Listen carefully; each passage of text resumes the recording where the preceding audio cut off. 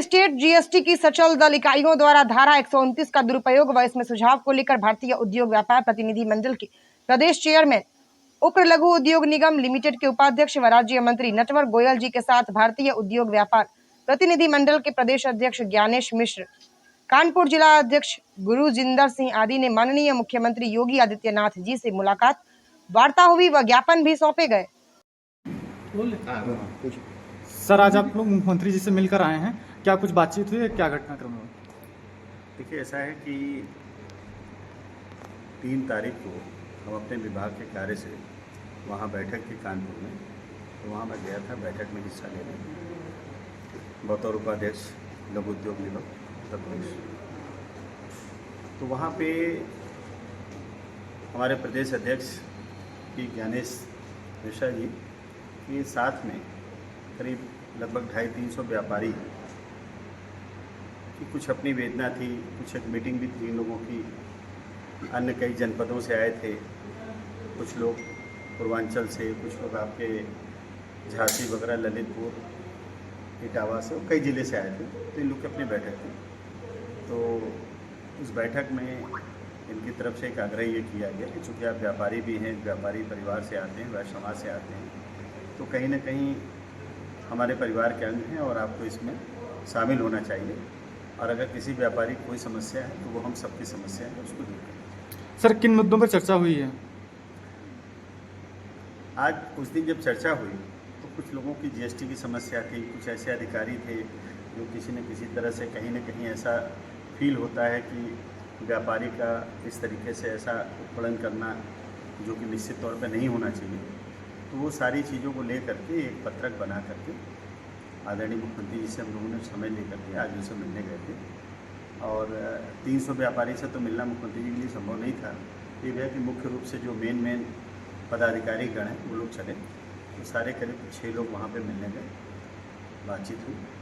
बहुत अच्छे ढंग से माननीय मुख्यमंत्री जी का रूप बड़ा स्पष्ट था कि निश्चित तौर पे किसी भी व्यापारी के साथ कोई भी उत्तर प्रदेश के अंदर में उत्पीड़न न हो, इस पर राज्य सरकार पूरी तरीके से अडिग है। माननीय मुख्यमंत्री जी बहुत स्पष्ट रूप से कहा कि आप खुद बताइए कि एक समय ऐसा था कि आप 5 बजे और 6 बजे और 4 बजे दुकानें बंद करके चले जाते थे। बल्कि थोड़ा मुस्कुरा के उन्होंने ये भी पूछा कि अब तो कोई गुंडा टैक्स नहीं लेता। तो हम लोगों ने बताया कि नहीं लेता वास्तव में।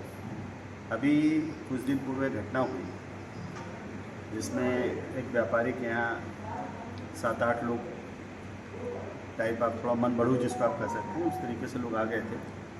तो व्यापारी थोड़ा डरते हुए फ़ोन किया, ऐसी सी बात है। तो हमने कहा बस एक काम करना, बाकी कुछ नहीं, कि हम पुलिस में जाएं, ये करें, थाना जाएं, तो कुछ मत करो। केवल उनसे एक बात कहना है, तो भैया ध्यान रखना, तुम जो भी आए हो तुम्हारा स्वागत है, लेकिन उत्तर प्रदेश में आदरणीय योगी जी की सरकार है। आप यकीन मानिए कि उनके इतना मात्र बोलने से जिस तरीके से एक करके वहाँ से अपराधी पलायन हो गया, और फिर मुश्किल से 5-7 बार भाई साहब वो सब चले गए। तो हमको कैसे क्या हुआ? कहने नहीं कुछ नहीं हुआ, बस आप जो बताया वही मंत्र हमने बोला, सब चले गए। तो निश्चित तौर पे देखिए, हमारा शासक अगर सही है, आप समझिए कि जिस तरीके से एक व्यापारी की छोटी छोटी सी घटनाओं पे माननीय मुख्यमंत्री जी का बयान भी आता है, माननीय मुख्यमंत्री जी इस बात को बड़े संज्ञान में लेते हैं। तो ये सब हम लोगों के लिए, उत्तर प्रदेश के व्यवसायियों के लिए एक फ़ख्र का, सम्मान का, और हम लोगों के लिए खास करके सुरक्षित माहौल में काम करने का एक अच्छा विषय है। ज़्यादा से ज़्यादा गरीबों को रोज़गार दिया जाए, ज़्यादा से ज़्यादा लोगों का पलायन रोका जाए। पलायन तो खैर अब लगभग रुक ही गया, अब तो कोई मतलब नहीं बनता, नहीं पहले था ये बात।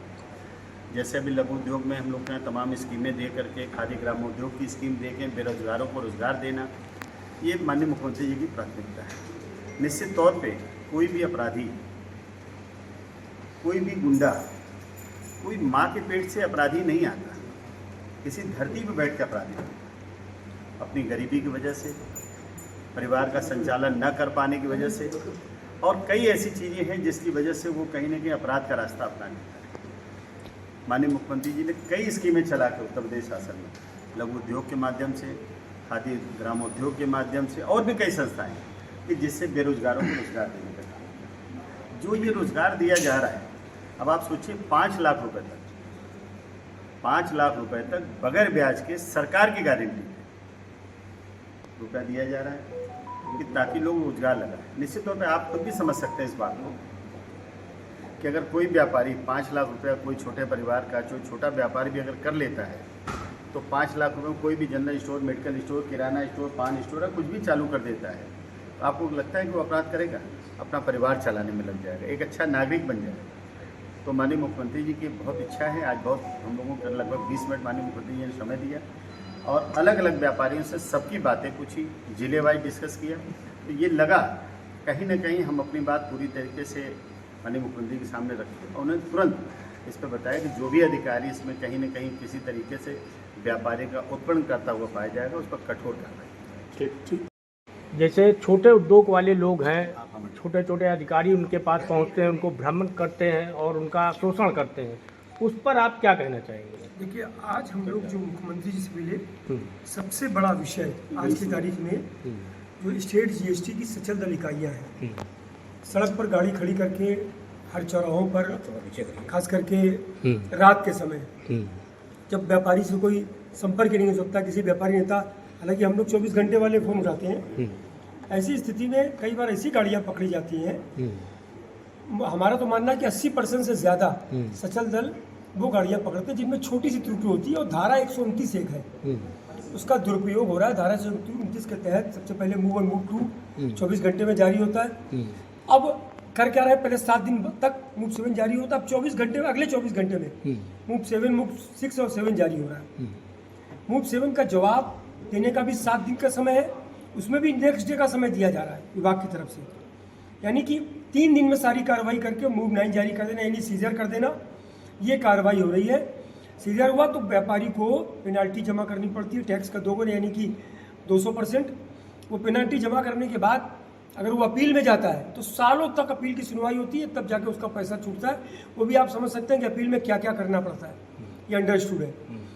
उसके पहले भी जब मूव 9 जारी होता है, अगर व्यापारी उसका पेनाल्टी का 25% जमा करके अपील में जाए, गाड़ी खड़ी रहे, उसमें भी बहुत समय लगाया जाता है। अभी हमने मुख्यमंत्री जी को 4 मामले दिए, एक बनारस का, एक आगरा का, 2 आगरा के और एक कानपुर का। हमने बहुत सारे मामले हैं, ये 4 मामले दिए जिनमें 2 में गाड़ियाँ छूटी, एक में 12 दिन जो स्वीडन को इंपोर्ट हो रहा था कानपुर का जूता, एक बनारस में जो झारखंड से लोहे की गाड़ी आ रही थी। ऐसे 4 उदाहरण दिए, एक गुजरात से गाड़ी आ रही थी, आगरा में पकड़ी गई। ऐसे कई मामले दिए, 4 मामले दिए, इनमें चारों में हमने ये कहा है कि इसकी जांच करा लीजिए, जो इसमें दोषी हैं। तो ये गाड़ी छोड़ने लायक थी, ये निश्चित रूप से धारा 129 का दुरुपयोग है। और हमने सुझाव भी दिए कि धारा 129 को कैसे सरलीकरण किया जाए। अभी तक कमिश्नर स्टेट जीएसटी की तरफ से 5 बिंदु दिए गए हैं जिनमें धारा 129 में गाड़ी छोड़ने का प्रावधान है। 5 तारीख की गलती, एक पिन कोड की एक नंबर गलती, ऐसे छोटे छोटे मामले हैं। हमने सुझाव दिया कि इसको और इसको बृहद किया जाए।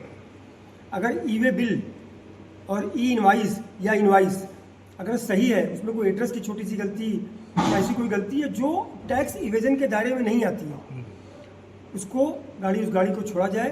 धारा 129 कंट्रावेंशन ऑफ एक्ट यानी कि नियमों को उल्लंघन के लेकर बनाई गई है, उसको थोड़ा ब्रॉड कर दिया जाए। तो हमने कई सुझाव भी दिए मुख्यमंत्री जी को। मुख्यमंत्री जी ने कहा हम इसकी जांच भी कराएंगे, जो आपने 4 मामले लिखे हैं, और सुझाव पर भी आपके देखेंगे। दूसरा एक मामला है, प्रदेश में 220 गल्ला मंडियां हैं, सब्जी मंडियां भी हैं। उन मंडियों में हमने सुझाव दिया कि 2023 में जितनी फूड इंडस्ट्री है उत्तर प्रदेश की, उनको सबको किसानों से खरीद पर और प्रांत के बाहर से माल खरीद पर मंडी शुल्क की छूट मिल गई है। इससे मंडियों पर प्रभाव पड़ रहा है, मंडियों में खरीद कम होने लगी है उनकी, उन खास करके फैक्ट्रीज के द्वारा। हमने सुझाव दिया कि मंडी शुल्क 0.5% कर दिया जाए, जिससे व्यापार बढ़े। आप जानते हैं कि चाणक्य ने भी कहा कि टैक्स कम होगा तो ज़्यादा मिलेगा, चोरी कम होगी। तो मंडी शुल्क हमने 0.5% करने का प्रस्ताव दिया है।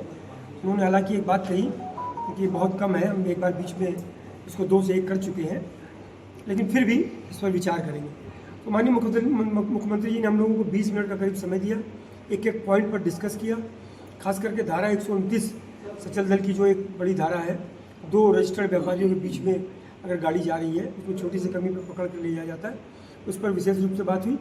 और जैसा कि आपने कहा कि छोटे छोटे मामलों में व्यापारी क्या पहुंच जाते हैं जीएसटी वाले, ये भी एक बड़ा विषय है कि एसआईबी की टीम और कभी कभी खंड के लोग भी, जिस खंड में उसका रजिस्ट्रेशन है, वहाँ के लोग भी पहुँच जाते हैं और व्यापारियों को परेशान करते हैं। और स्पष्ट रूप से कहूँगा, कई बार व्यापारी उत्पीड़न का शिकार होता है, उससे उगाही भी कर ली जाती है। बिल्कुल। तो ये विषय बहुत बड़ा है, उन्होंने कई मंचों पर उठाया है। जीएसटी के कमिश्नर डॉक्टर नितिन बंसल जी से भी, अपने अपने जिलों में भी कई जगह हम लोगों ने उठाया है। इस पर पूरा हम लोगों का दबाव रहता है व्यापार मंडल का, किसी व्यापारी का उत्पीड़न ना हो। अगर व्यापारी हमारे संपर्क में आता है तो उसका उत्पीड़न कतई नहीं होता है। अगर संपर्क में ना आया तो एक अलग बात है, सीधे उसने कोई बात कर ली। बहुत सारे ऐसे उदाहरण हैं जहाँ हम लोग पहुँचे, व्यापारी का उत्पीड़न नहीं हुआ है। एक लास्ट सवाल है कि जैसा कि नोटिस जारी न करके एकदम से छापा मार दिया जाता है, जैसे अभी हाल में वाजपेयी कचौड़ी भंडार का हुआ, तो इसको आप किस तरह से देखते हैं? देखिए, नोटिस भेजना एक अलग विषय है। जैसे जीएसटी में जब 1 जुलाई 2017 से देश में जीएसटी आया, तो अब उससे पहले कर निर्धारण के केस होते थे, हर साल व्यापारी को जाना पड़ता था। सिस्टम पूरा ऑनलाइन हो गया है। अब उसके मामले में हो सकता है कुछ स्पेशल जांच की गई हो। अब उसके बारे में पूरा डिस्कशन तो जब अधिकारियों से बात की जाए तो पता चलेगा कि क्या बात थी। बाद में सब कुछ सही पाया गया। हाँ, जांच के बाद तो एक नोटिस तो हर हाल में, अगर कोई भी नोटिस नहीं आई तो गलत है। क्योंकि जहाँ पर भी एसआईबी के लोग आते हैं, हम कहते हैं पहले आप नोटिस दो। एसआईबी दबाव क्या डालती है कि कुछ भी अंतर दिखा करके स्टॉक में और बुक्स में अंतर दिखा करके हम पैसा जमा करा लें, पेनल्टी जमा करा लें या टैक्स जमा करा लें। हम लोग इसका विरोध करते हैं कि आप नोटिस दीजिए उन एसआईबी के रेट्स में भी। और यही वो चाहे वाजपेयी जी क्या हुआ या कहीं पर भी, पहले नोटिस जानी चाहिए। उसमें अगर व्यापारी ने कुछ गलती की है, उसको मौका मिलना चाहिए अपना जवाब देने का। उसके बाद अगर कहीं बड़ी बात हो और गलतियां मिल रही हो, तब दुकान पर जाके सर्च करने का या सर्वे करने का नियम होना चाहिए। और यही नियम है, पहले नोटिस दी जानी चाहिए। ठीक।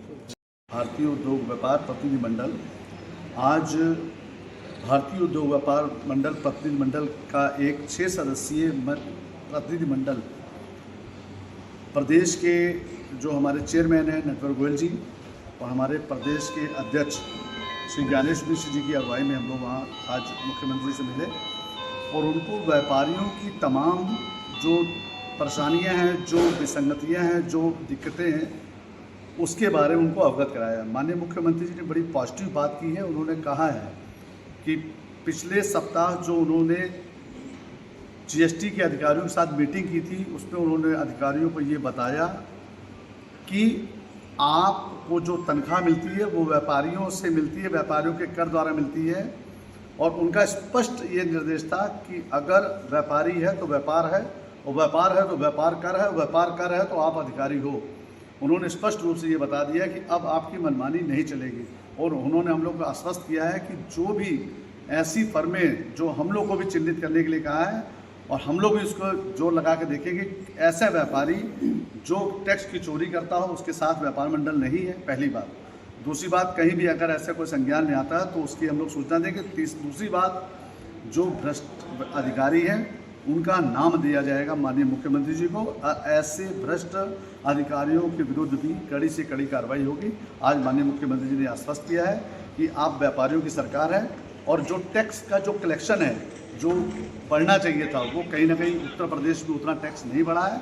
तो उस टैक्स बढ़ाने के लिए व्यापारी उन्होंने कहा साथ में आए। तो हम सब आज उनको आश्वासन लेके आए कि जीएसटी के कलेक्शन को भी बढ़ाया जाएगा और जो टैक्स की जो चोरी कर रहे हैं उसको हम लोग ऐसे व्यापारियों को भी चिन्हित करके उनको, और जो दोषी खासकर उनके साथ जो मिले हुए जो अधिकारी हैं उनकी भी लिस्ट उनको दी जाएगी ताकि उनके ऊपर कार्रवाई हो सके। कुछ जिलों के आज नाम भी बताए गए हैं, आगे आने वाले समय में उन अधिकारियों का बाय नेम लिस्ट भी दी जाएगी।